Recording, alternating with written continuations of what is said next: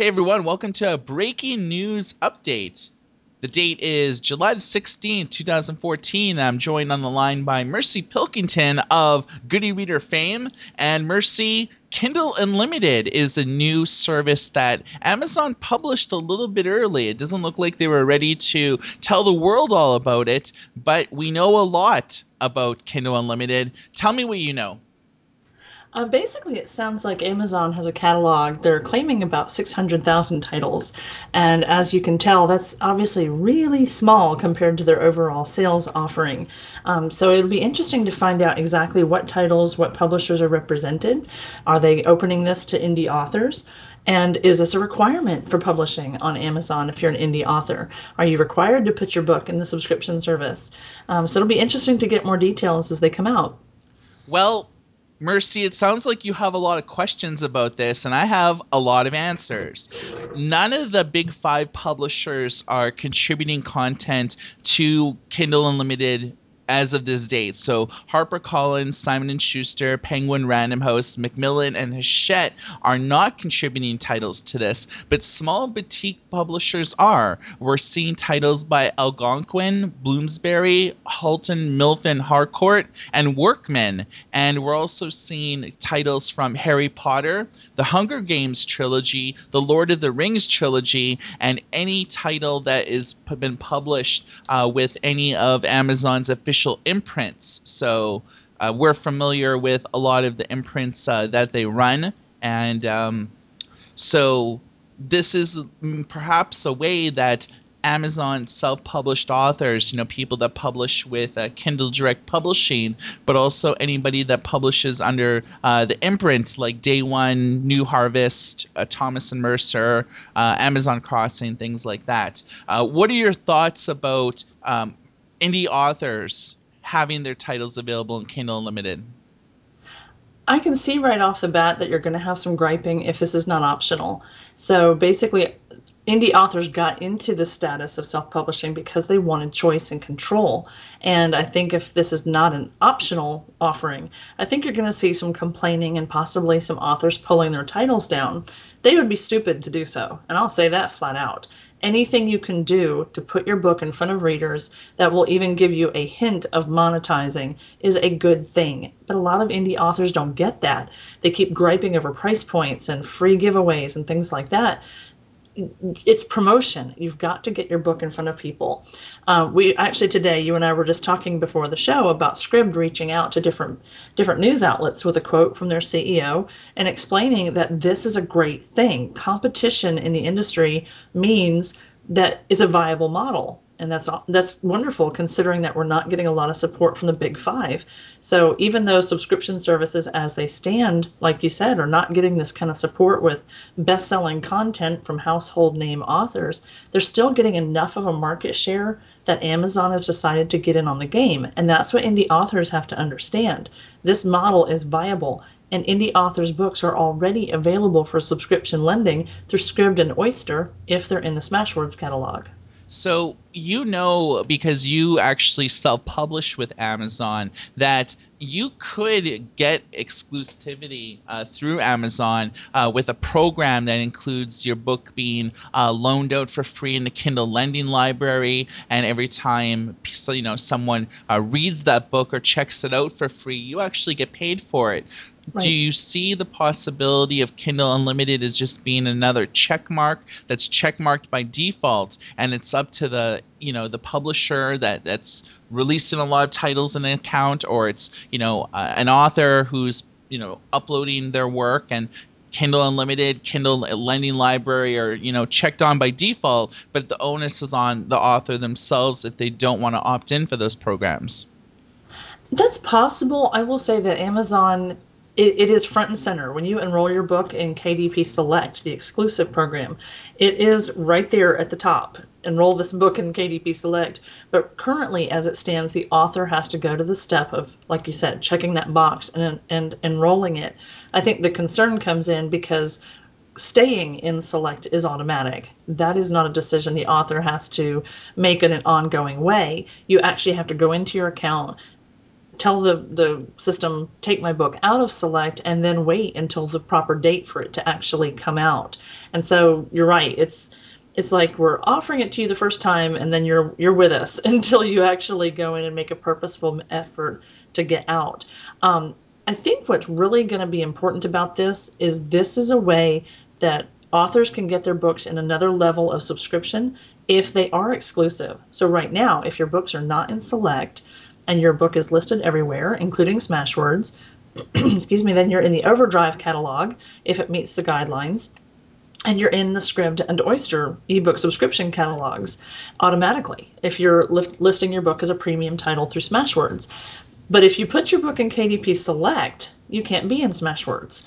And so I think this is another way that Amazon's able to wave that flag and say, hey, authors, look over here. Now we've given you subscription lending. And so people can see your book much more easily. They're much more likely to take a chance on you because they've already paid for the month. They've paid that $9.95. They've read the great titles they were waiting to read, and now they're browsing for something else to look at. And they'll take a chance on you because they know they didn't pay to do it. It was included. So we all know that Amazon purchased Goodreads last year, and this is an ebook discovery site. A lot of people talk about books, ask questions to authors directly, form book clubs and online communities. Do you think that Goodreads will play a role in this new subscription service? Because, obviously you want to hear about books that you wouldn't otherwise know about it. A lot of people would be remiss if they can count 10 indie authors on their hands, So do you think that Goodreads will play a role in the way that Kindle Unlimited titles are presented and perhaps aid the average reader with ebook discovery?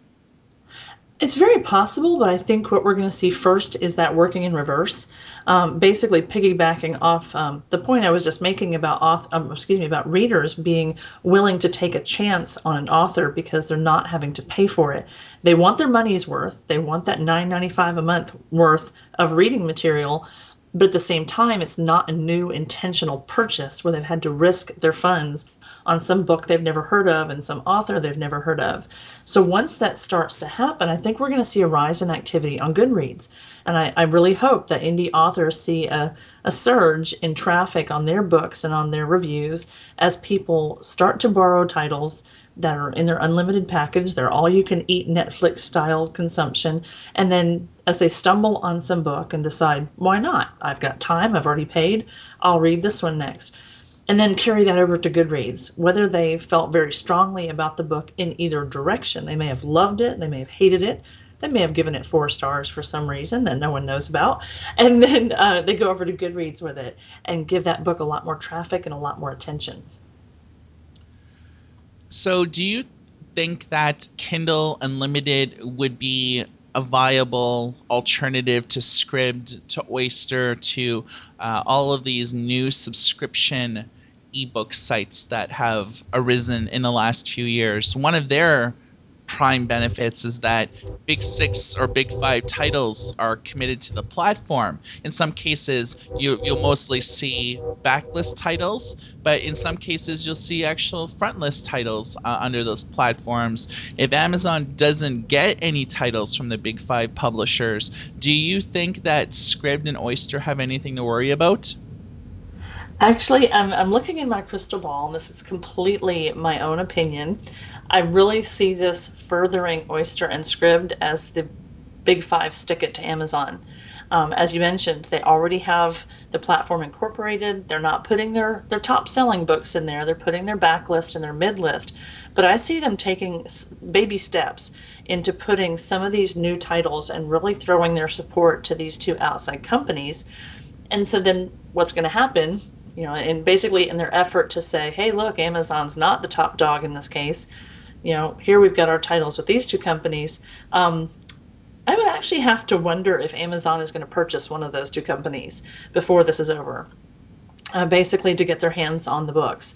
And again, that's down the road. That is complete humble speculation.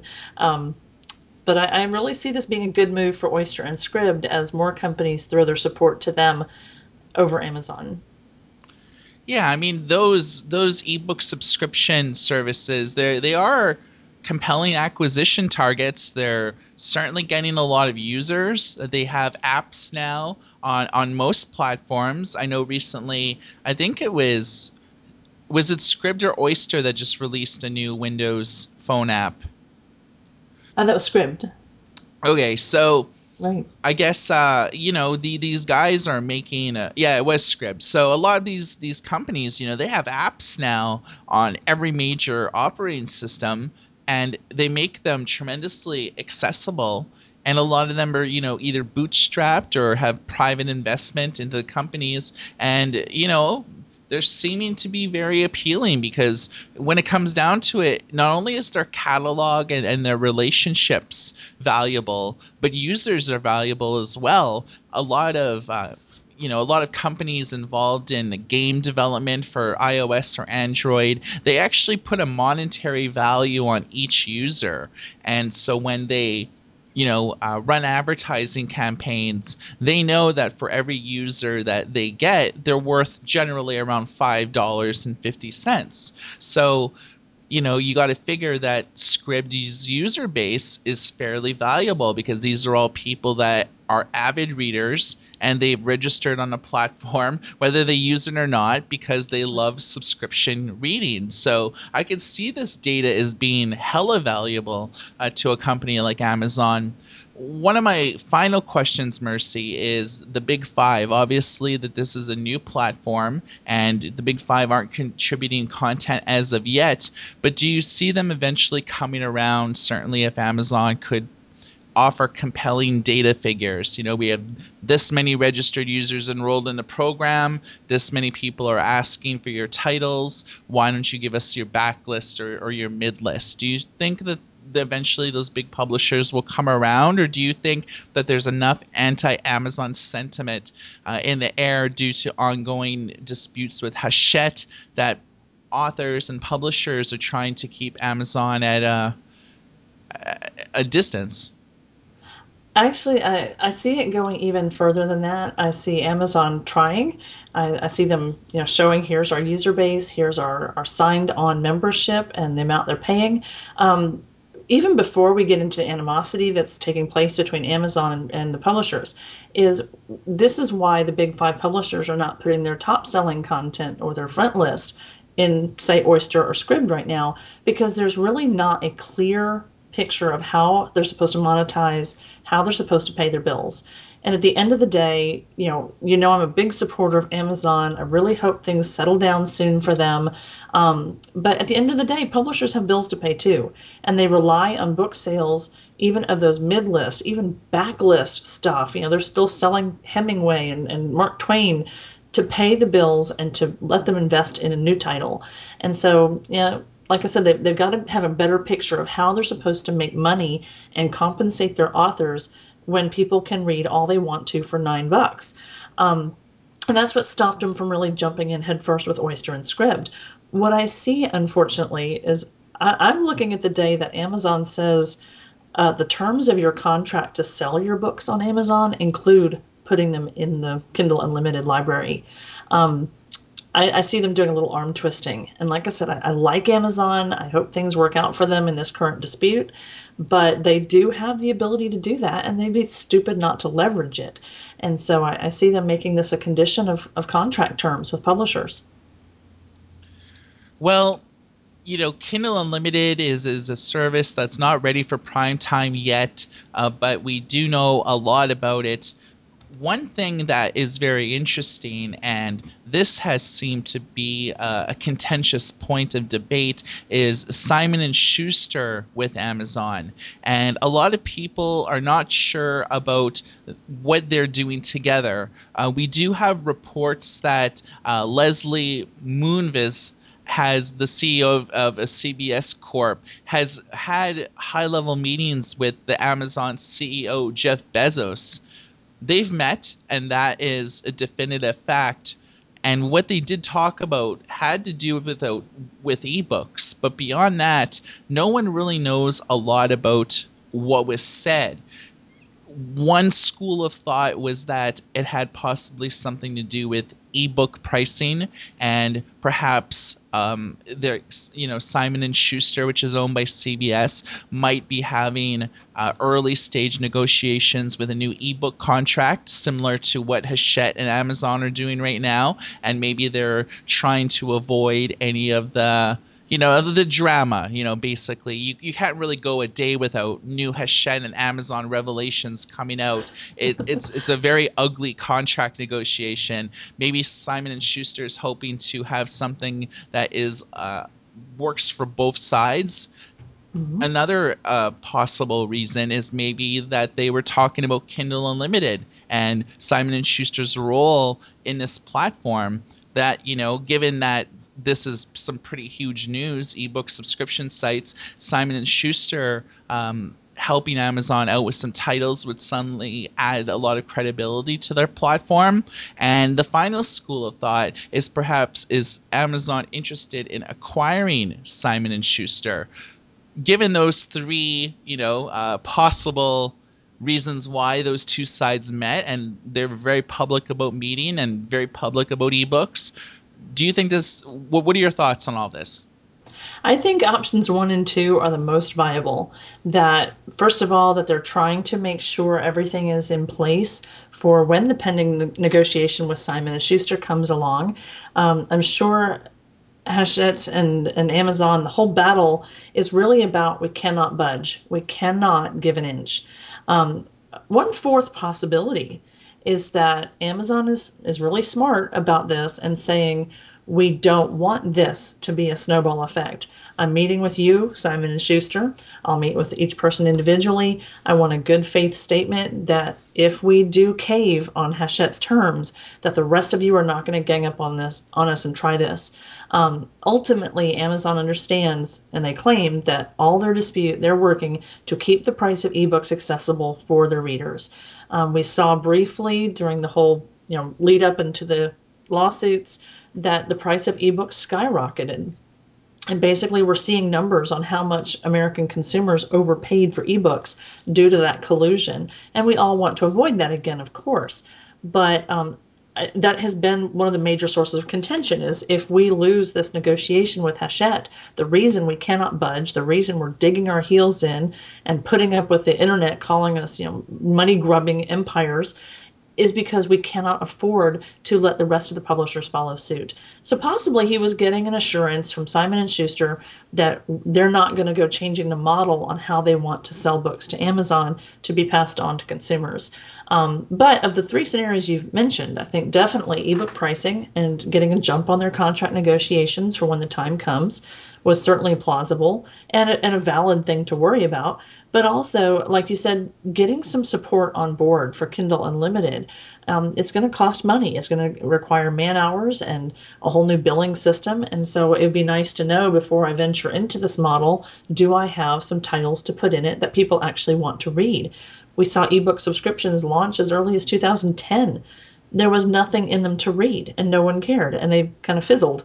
And now that we're seeing some great and quality content from some well-known authors and a few of the mid-list authors with the big publishers, that's where the model is starting to pick up again. And I think before they launch this, they want to go that route. And I'll say, you and I were kind of joking before the show that this whole revelation today about Kindle Unlimited seems to have been accidental. We were kind of joking that someone may have said, hey, and this is what the website will look like, and accidentally made it go live. And so that's entirely possible that, Amazon was showing Simon and Schuster a walkthrough of the Kindle Unlimited opportunity and accidentally published it. So that kind of leads me to think item number 2 there may have been the most credible.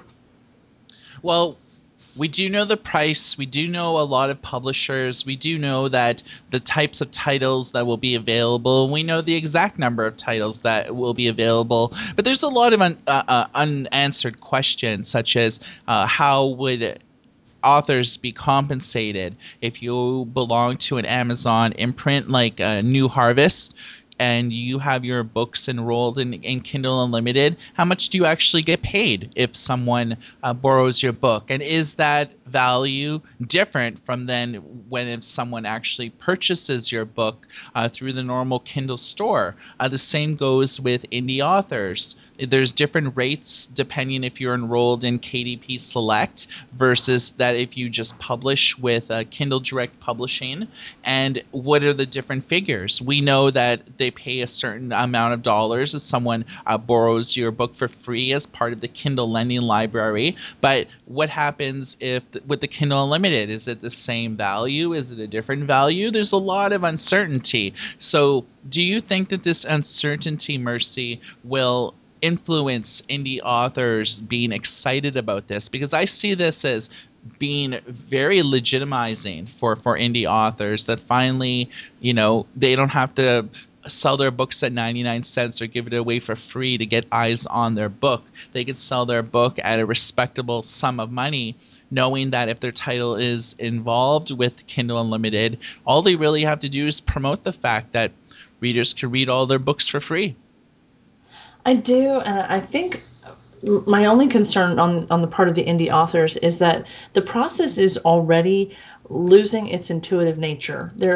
Again, I love Amazon, but there are a lot of hoops to jump through. Like the fact that you just said your book has to be in Select to get a certain royalty.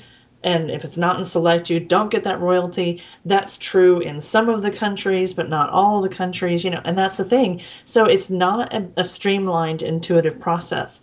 Now we're seeing news reports of, it's been a known fact, but it's not been really highlighted that you can't have a 70% royalty if your ebook is not priced at least 20% less than your print edition from CreateSpace.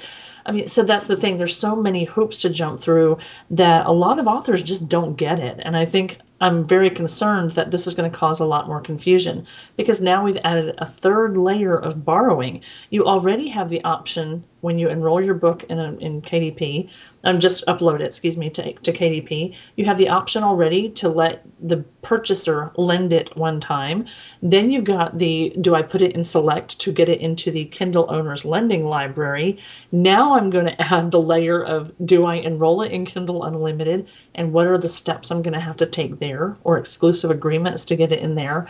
And so, unfortunately, the process is losing a lot of its intuitive nature. And I think it's going to shut down some authors. I think they're going to throw up their hands and quit because, they may have a great book, but they don't have the know-how to get this process going and to understand all the ramifications. So I hope Amazon does a great job with tutorials, with spreading information, with reaching out to the authors that have had books in their catalog for a long time, and really making sure that people understand all the different layers of being an Amazon author. All right, so this has been a breaking news update on Kindle Unlimited. If you have any thoughts, drop a comment below, and we'll address all of the comments if you'd like to weigh in on anything that we mentioned, or if you feel like that we've not talked about something that was important to the issue today, simply let us know. And everybody, thanks for listening and take care.